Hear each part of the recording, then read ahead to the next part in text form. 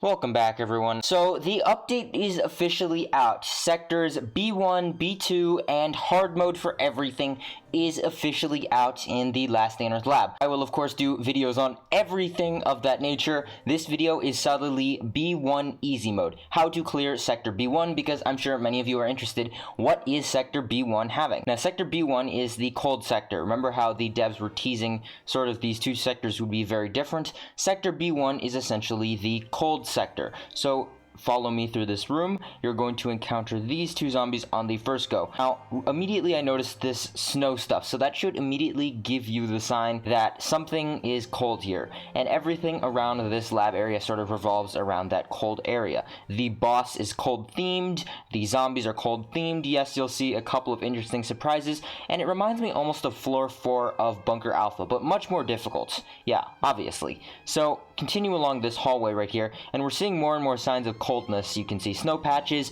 numb zombies from up north, stuff like that. Now, there's a couple holes in the wall. Fortunately, I selected a perk that makes it really easy, and then B sector cards. These are B easy sector cards. Very important to keep that distinction. There are A cards, B cards, A hard mode cards, and B hard mode cards. Going to open up this next area, and there's sort of more zombies. This room leads to nowhere. Just keep on following. Remember, the aim of the lab is sort of to kill as many zombies as possible to collect the cards and essentially get those loot rooms at the top. So yeah, unfortunately we do need to kill everything. Obviously for Sector A I kind of have a bunch of stockpiles, so I kind of just rushed past that. But for Sector B, gonna try to kill everything. So right about there, we're just about to enter the room. But make sure you have one of those piercing weapons. Essentially all of your previous weapons from the Laboratory Genesis group have been modified to sort of have piercing. Now, they have varying levels of piercing, but I think any level should do. You're going to need a piercing weapon to fight the boss. Keep that in mind. That's very important later. So right about there, we're going to see that little fire icon. Just like the regular fire, except for the fact that you don't need to activate it per se. You don't need wood or something like that. It's already activated. And yes, it comes in because of this cold room. Now, I thought there might be another way, but nope, that is just a juggernaut room. So these cold fans actually activate in a pattern, and you'll see me sort of realize that in the clip. So the cold fans follow a sort of weird pattern. One will turn off, and then the next one will sort of turn off.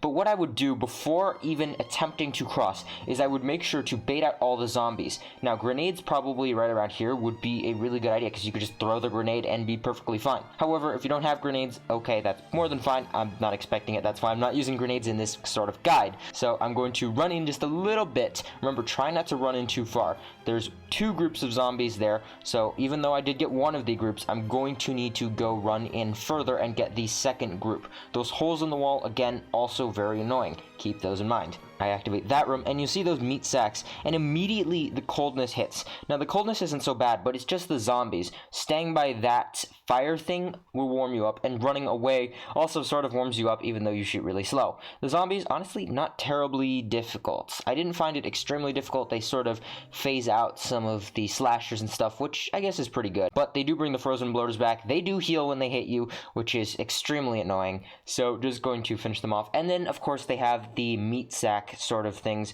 from floor 4 that do a ridiculous amount of damage to you if you touch them. I don't think you need to go in those rooms, so I don't see that as too much of a problem. Going to stay by that heater to make sure whatever sort of heat thing or counter they use is at max, just to make sure I can cross. But you'll see the pattern for the fans. One will turn off, and then the next one will turn off, and then the next one will turn off, and so on. So just move a little bit. Now, the fan particles are sort of delayed, so you will need to sort of guesstimate, and I think you can just click sprint and run through it, assuming you get both batches of zombies out of there.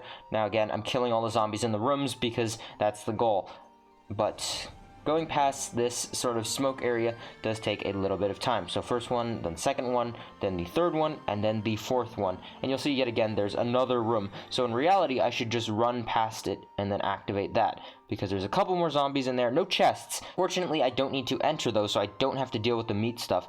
But just going to bait out those zombies, stay over to that side, and then in reality, I should just hit sprint and run past all through that. But if you want to be on the more careful side and conserve heals and potentially avoid some freezing, yeah, I would make sure to follow the pattern. One will turn off, and then the next one will turn off, and then the next one will turn off, and then the next one will turn off. Yet again, you can see more signs that this is just the cold area going to go into the next room.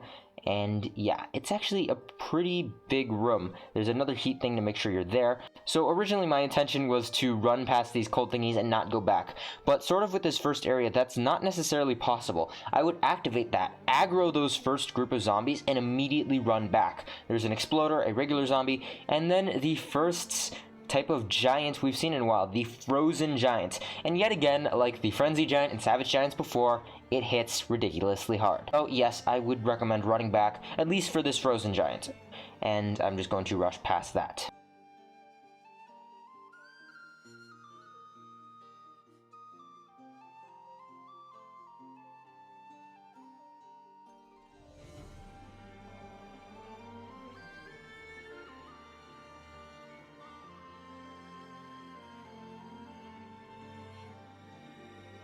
And then there's the heat thing on the other side, just making sure I'm at 100%. Pass perk required over here, a little bit annoying, and so I'm just going to run past that. And then right over here, I believe there are two doors we're about to face. One would be the boss area, and then the other one leads down to the terminal. You can decide to fight the boss here, but I choose to at least finish up Sector B1 because you can always go back for the boss. This isn't necessarily like Sector A2 where you need to kill the boss in order to complete the sector. All you need to do is just clear the sector and then come back for the boss, because if you die, again, it's really annoying to run through those cold fans. So yeah, you're gonna need your piercing weapon for that boss. So we go through the next room, and here's a giant group of fans. Now you'll notice some fans are frozen over, and those fans are essentially the fans you're going to want to go to. So watch my movement very closely right after I kill this group of zombies. Kind of annoying, so let's just take out these zombies really quick. So your goal is essentially to run to those frozen over tiles. They'll look a little different, and I mean, I guess some of the tiles do eventually stop, and they'll sort of move in sort of a way pattern. So away from you, and then gradually they'll turn on coming closer to you, as you'll see in the clip. But stand on there in the solid tile and bait out the zombies, and then run out of the room to kill the zombies, and then run back. I would not fight them in the cold room, because in the event you do freeze, and you do freeze very, very quickly, yeah, it's not going to be pretty, and you are going to die. So I would fight them outside of their room, probably in this big giant room, because there's a lot of space to run away and do stuff like that and deal with zombies like that. So I'd run through here, and then there's one more cold tile right near the door. So the door entrance is essentially your frozen over tile. Again, pipe's a little bit annoying.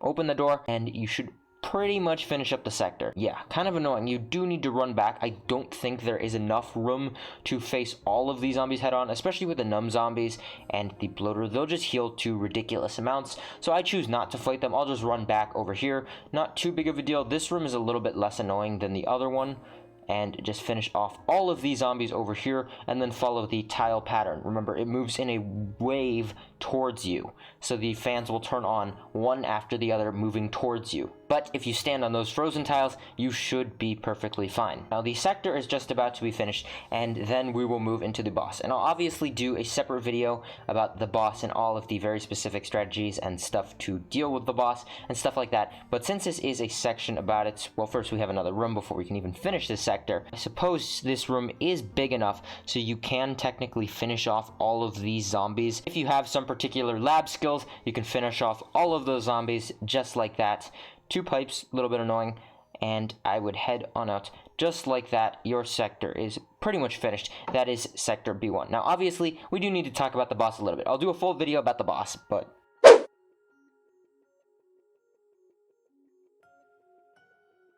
so the Icebreaker boss is very interesting. Essentially, think of the fight with 2 stages. You have the first stage where it is protected and you need to use your piercing weapon, so start off with your piercing weapon, and then have another weapon ready in your hot slot. And then the second stage is once its armor breaks. We'll get to that in a second. So for the first stage, essentially, deal as much damage as possible with your piercing weapon. It'll take a very long time to get to you, and by that time you can easily just kite it around its very small area. It'll summon a couple of frozen zombies, I believe frozen bloaters, stuff like that, which is why you have your second weapon in your quick slot, such as a Glock or Scar or something like that, to easily finish off that zombie. Once you finish off that zombie, continue attacking the Icebreaker. Once its armor officially breaks, then you can move into stage 2. I believe it's around 1,200 hit points. You'll notice the little protection shield icon near the top will disappear once its armor is gone. That's how you know, and it'll also run a lot faster. Once it enters that stage, it'll run towards you and have a stomp attack, which stuns, and gradually, since all of the ice around the edges will break, it'll start summoning toxic spewers, which will run towards you. The toxic spewers, honestly, I don't find them as painfully annoying. Maybe it's because I was using some very good weapons here, but honestly, it wasn't a terribly difficult fight. The stomp attack doesn't necessarily do too much, and all you need to roughly remember is to kill the spewers. So immediately once it enters stage 2, whenever the spewers show up, kill them as fast as possible, because more spewers are going to eventually show up and eventually overrun you. So go for the spewer first, and then gradually whittle the icebreaker down, and just like that, should be pretty easy. Anywho, hope this video could help a little bit. I'll do full videos on B2 and all of the hard mode variations and stuff like that. So stay tuned for that. Subscribe, you're not going to want to miss it. I'll do another video today about section B2, and then later on I'll do more videos. So stay tuned, subscribe, ZD out.